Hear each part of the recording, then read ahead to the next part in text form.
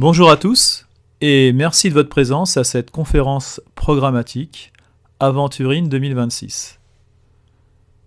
La thématique que nous développerons désormais transcende la crise sanitaire pour l'inscrire dans un programme global de restriction des libertés qui était perceptible dès avant la pandémie et plus particulièrement pendant. Je veux parler pour la France d'un rapport d'information déposé au Sénat le 3 juin 2021 sous le titre « Crise sanitaire et outils numériques, répondre avec efficacité pour retrouver nos libertés ». Et vous allez le voir dans ce rapport, tout était déjà dit. Il a été commis par Véronique Guillotin du RDSE, Christine Lavarde pour les Républicains et René-Paul Savary également pour les Républicains. Tout était dit car ce rapport est une horreur prospective. Il dresse les contours d'une société totalitaire et pourtant, il révèle les intentions, la cause véritable de la pandémie. Vous allez comprendre que le titre annonce une déformation dans le sens orwellien du sens de liberté, puisque crise sanitaire et outils numériques, répondre avec efficacité pour retrouver nos libertés, n'a rien à voir avec un objectif libérateur, mais tout l'inverse. Il s'agit en réalité d'envisager un contrôle social total de la population en proposant une gestion des crises par le recours aux technologies numériques.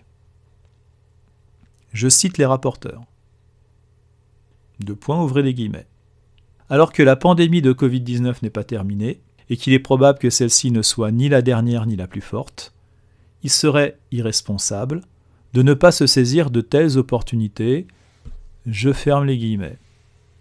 Oui. Le Covid-19 est présenté comme une opportunité. C'est écrit noir sur blanc, c'est une opportunité. Il est déjà prévu une pandémie plus forte, puisqu'il est également écrit que celle que nous avons vécue n'est ni la dernière, ni la plus forte. Donc, mesdames Guillotin, Lavarde et le docteur Savary, les médecins, proposent à court et moyen terme une solution, qui est le contrôle, et là je le mets entre guillemets, le contrôle du respect des règles, visant à limiter la transmission du virus par le moyen de passe sanitaire, de couvre-feu, de confinement, de quarantaine, mais aussi par le croisement de 3 types de données, des données d'identification, des données médicales et des données de localisation. Parmi elles, le tracking GPS. Je ferme les guillemets car c'est ce qui est écrit, encore une fois noir sur blanc, dans ce rapport. Pour faire accepter le principe même de ce traçage, il convient de le présenter comme une opportunité au service de la population. C'est toujours comme ça. Et là, ce fut fait au nom de la lutte contre la contamination avec la création de 3 outils complémentaires qui sont tous anti-Covid, avec sa fonctionnalité de contact tracking qui permet l'envoi d'une notification en cas de contact avec une personne infectée.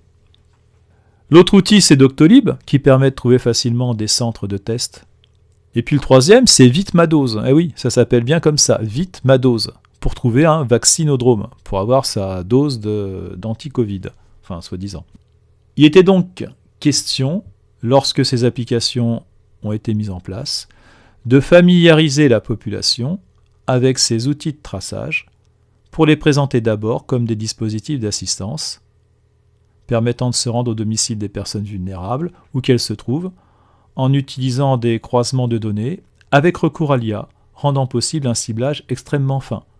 Ceci en exploitant nos données génétiques ou tout du moins notre dossier médical, mais aussi par l'utilisation de données d'objets connectés qui pourraient être accessibles aussi depuis notre espace numérique de santé. Évidemment, ça passe crème, puisqu'il s'agit seulement d'aider des personnes âgées isolées. Le premier naïf venu, qui croirait qu'on en resterait là, applaudirait des deux mains comme le crétin qu'il est. Mais non, ne soyons pas naïfs. À quoi sert un tel ciblage ? À tout. Il peut permettre tout aussi bien la mise en place d'un système de contrôle social généralisé. Et pourquoi s'en priverait-il ? Les rapporteurs en viennent d'ailleurs à aborder explicitement la capacité de contrainte et de contrôle attachée au passeport sanitaire pouvant, ils le disent et je le mets donc entre guillemets, le cas échéant être assorti de sanctions, rajoutant « c'est précisément là que le numérique pourrait être le plus efficace. Mais efficace, plus efficace, pourquoi ? Mesdames Guillotin, Lavarde et le docteur Savary répondent très clairement. Plus efficace pour, entre guillemets, je les cite, les situations de crise les plus extrêmes, dans lesquelles les outils numériques pourraient permettre d'exercer un contrôle effectif, exhaustif et en temps réel, du respect des restrictions par la population, assorti le cas échéant de sanctions dissuasives et fondées sur une exploitation des données personnelles encore plus dérogatoire. Fermez les guillemets. Les rapporteurs reconnaissent que ces outils sont les plus attentatoires aux libertés. Mais nos 3 sénateurs ajoutent, je les cite, « Mais une fois de plus, il serait irresponsable de ne pas au moins les envisager, ne serait-ce que pour se convaincre de tout faire en amont pour ne pas en arriver là. » Ah oui, ils ne veulent pas en arriver là ? Vous y croyez ? Non. Non, au contraire, tout le corona circus, le climat circus, le circus sur la variole du singe et j'en passe, vise justement à en arriver là. Les rapporteurs proposent alors les moyens d'en arriver là, de mettre en œuvre cette politique de surveillance. Elle passe par quoi ? Il le précise encore une fois, j'invente rien, c'est dans le rapport. Des bracelets électroniques pour contrôler le respect de la quarantaine. La détection automatique des plaques d'immatriculation par les radars. Des caméras thermiques dans les restaurants. L'utilisation obligatoire des objets connectés pour le contrôle de l'état de santé. Le contrôle des fréquentations pour qu'une personne contagieuse ne puisse entrer en contact avec une personne vulnérable. Contagieuse en matière de santé ou contagieuse idéologiquement ? Ça marche aussi, je pense. Le contrôle des transactions également, permettant d'imposer une amende automatique, de sanctionner un acte de contrebande en période de pénurie ou la poursuite illégale d'une activité professionnelle. Ça sent le crédit social. Peut-on faire pire dans la mise en place du totalitarisme collectiviste ? Ah oui, évidemment. Encore une fois, entre guillemets, je cite, « Le numérique pourrait permettre d'internaliser une fraction du coût collectif correspondant au comportement d'un individu ou de chaque groupe de personnes. » Qu'est-ce que ça veut dire ? C'est très clair. Ça veut dire que si vous exercez vos libertés individuelles, on pourra vous considérer comme déviant et on pourra faire en sorte que vous ne soyez pas pris en charge par la collectivité, tout en contribuant justement aux dépenses de la collectivité. Très concrètement, ça veut dire que celui qui refuse de se faire piquer ne sera pas pris en charge en cas de maladie par la sécurité sociale. Ça a été proposé d'ailleurs. Ou sera soumis à des amendes suffisamment dissuasives pour le ruiner. Mon explication de texte peut paraître superflue puisque les rapporteurs vont eux-mêmes illustrer. Ils le disent. Et donc là, je les cite encore une fois. Appliqué au confinement, le raisonnement serait le suivant. Chaque sortie de mon domicile comporte un risque, non seulement pour moi-même, mais aussi pour le système de santé dans son ensemble. Si je préfère malgré tout disposer de ma liberté d'aller et venir, et que je sors effectivement de chez moi, il est légitime que j'assume en contrepartie une fraction du surcoût payé par la société du fait de l'épidémie. Par exemple, sous la forme d'une petite hausse de mes cotisations sociales, si le nombre ou la durée de mes sorties excède un certain seuil.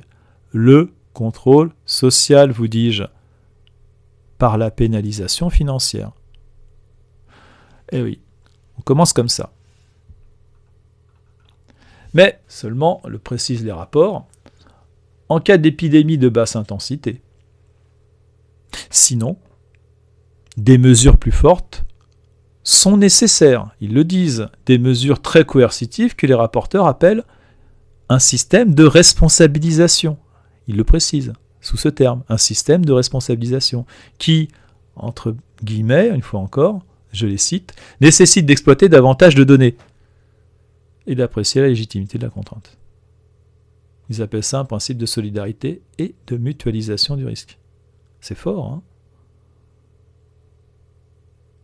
Il y a longtemps qu'on est sur cette voie. L'État-providence et la pandémie préparent depuis un moment une société communiste intégrale. C'était dit en 2021, c'est encore plus évident aujourd'hui. Beaucoup se lèvent pour le dénoncer, car le projet de l'État mondial profond a heureusement du plomb dans l'aile.